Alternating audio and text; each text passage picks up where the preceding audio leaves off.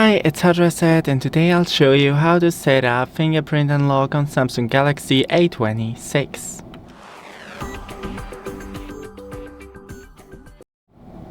So first go into the settings. From here, we need to find the security and privacy.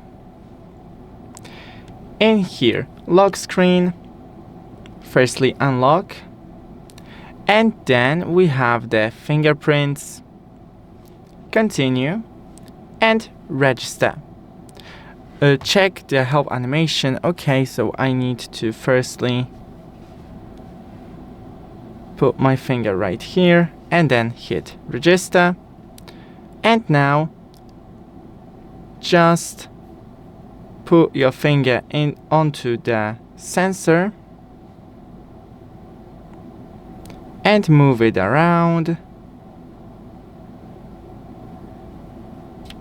and after a couple of seconds your finger will be registered. And that's it. Thanks for watching. You can right here test it. Try again.